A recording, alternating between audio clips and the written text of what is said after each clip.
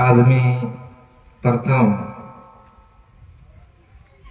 शिवाजी महाराजांच्या चरणी लागून बाबाच्या चरणी लागतो आणि तसेच सर्व संतांच्या चरणी नतमस्तक होऊन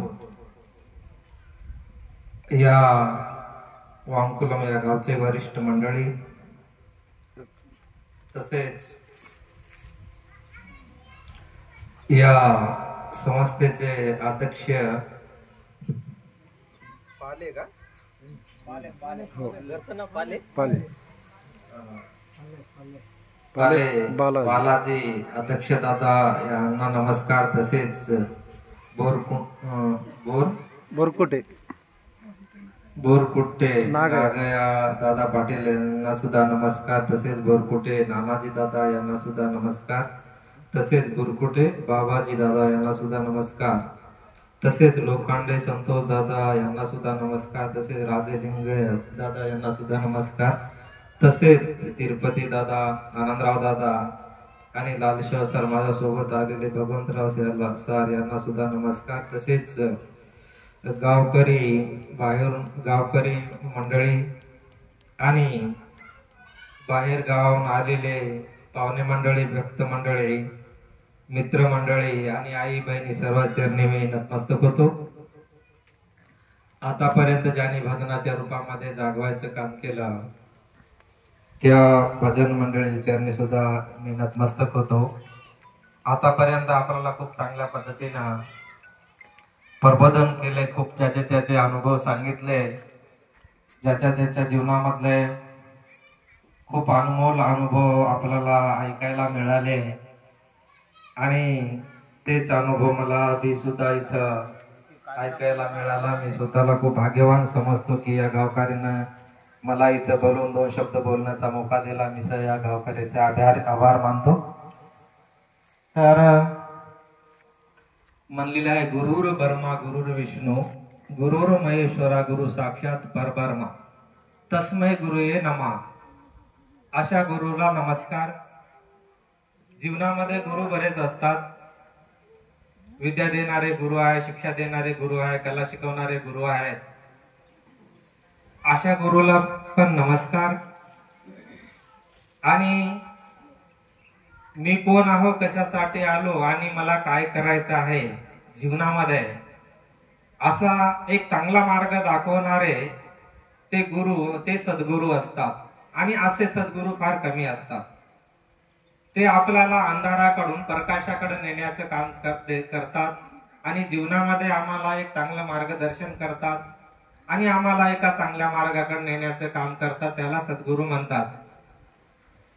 म्हणजेच की बरेच की आपल्याला जीवनामध्ये आपल्याला गरज आहे अंधाराकडून प्रकाशाकडे नेण्याच्या गुरुची।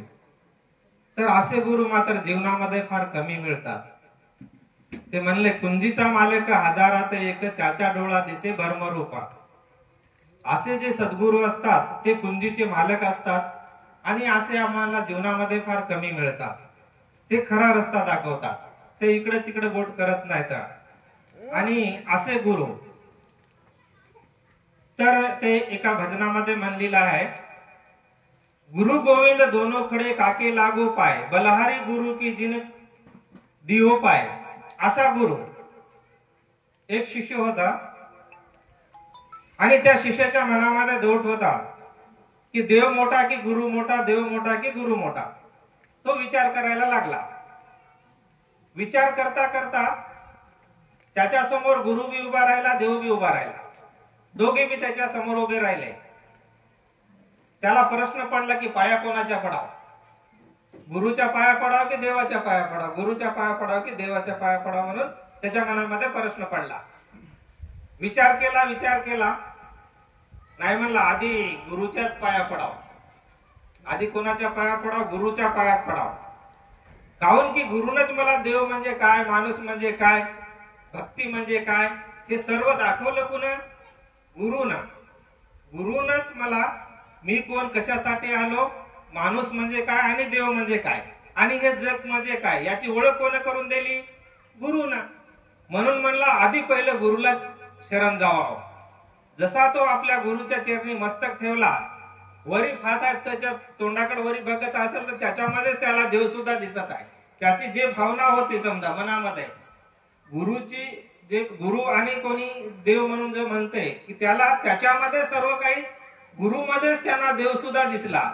की असे जे गुरु असतात ते आम्हाला जीवनामध्ये, की बाबाजीने बी त्यांच्या जीवनामध्ये, की आताच आपण इथं बरेच काही विषय बोलले एकोणेकाचे, आपण कसे होतो काय होते.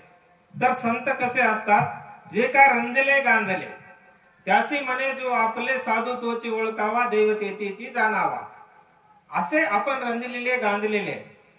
हार माणूस कोणीच येते माळकरी नव्हता, सर्वांना माहित आहे. दादा संतोष दादाने बी त्याच्या घरच्या गोष्ट सांगितला. बरेच लोकांना आपण खाणारे पिणारे सर्व माणसं आपल्याला, म्हणजे की आपल्या जीवनामध्ये आपल्याला पहिली पायरी आपली, आपण सर्व इकडे तिकडे भटकणारेच होतो. आणि आमच्या गावामध्ये बी पटनापुरामध्ये बी का आमचे सोयरे बी समजे खाणारे पिणारेच होते, कोणी माळकरी नव्हते.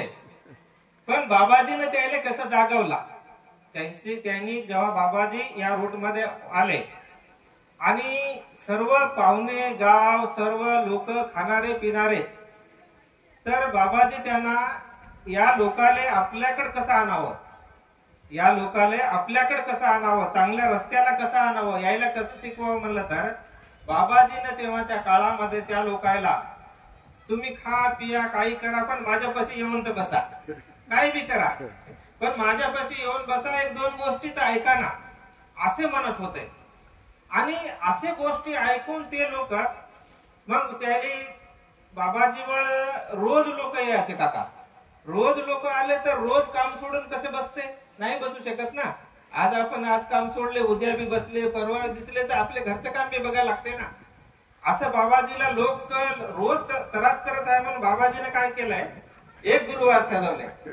काय एक गुरुवार म्हणजे गुरुवारी गुरुवारी या बाबा, काहून की मला बी काम बघायला लागते, मला बी परपंच आहे आणि सर्व काही आहे. म्हणून बाबाजीने काय केलं, त्यांना गुरुवार ठरवला. गुरुवार ठरवल्यानंतर ते यायचे, मग ते असे बसायचे जवळ. बाबाजी त्यांना एक दिवस गुरुवार धरा असे म्हणून सांगायचे. ते मग बाजूला बसायचे.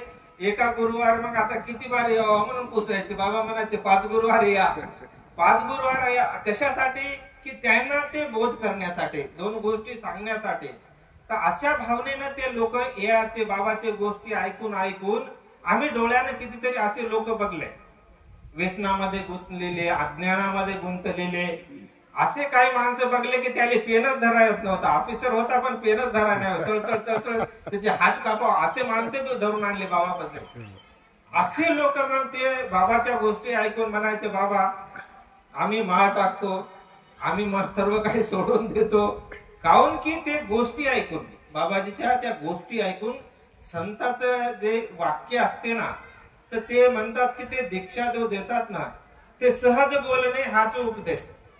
आता तिरुपती दादा म्हणले ना, सहज बोलणे हाच उपदेश. संतांचे कसं राहते, सहज बोलणं हेच त्यांच्या हृदयामध्ये उतरते. काहून की त्यांच्यामध्ये आणि आमच्यामध्ये लय फरक आहे, जमीन आसमानचा. काहून की तिरुपती दादा जसा म्हणला की बोले तैसा चाले, बोले तैसा चाले त्याचे वंदावे पावले. बरोबर आहे. त्यांच्यामध्ये आणि आमच्यामध्ये लय फरक आहे. ते बोलतात तसे चालतात, ते बोलतात तसे चालतात. म्हणून त्यांनी सांगितलेली जे गोष्ट असते ते एक लक्ष्मण रेखा असते. त्यांनी बोललेली शब्द काय असते, ते लक्ष्मण रेखा असते. तर असे लोक ते बाबाजीची गोष्टी ऐकून एक गुरुवारहून 5 गुरुवार गेले, 5 गुरुवारहून त्याचा जीवन गुरुवार करून टाकून आज ते माळकरी झाले. कितीतरी लोकांना आपलं जीवनच अर्पण करून टाकलं, म्हणजे वाईट व्यसनापासून दूर झाले, चांगल्या मार्गाले लागले. तर त्याच्यामधून कुणाचा फायदा झाला, त्यांचाच फायदा झाला. म्हणजे त्यांचे जे पैसे जात होते व्यसनामध्ये ते पैसे वाचले. बरोबर आहे. त्यांच्या घरातून जे पैसे जात होते रोज ते पैसे वाचले, आहे ना. झगडा तंटा घरामधला वाचला, झगडा तंटा होते सर्व माहित आहे, झगडा तंटा सुद्धा वाचला.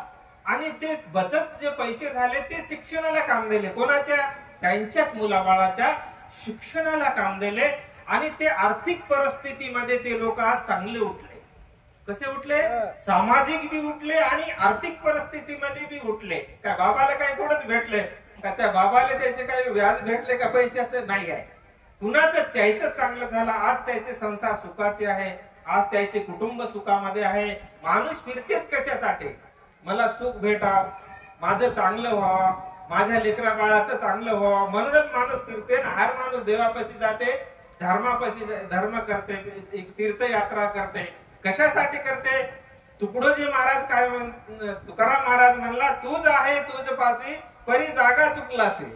सर्व आमच्या पशीच आहे, पण आम्ही ते जागा चुकलो. आम्ही जागा चुकलो म्हणून असं आम्ही भटकायला लागलो.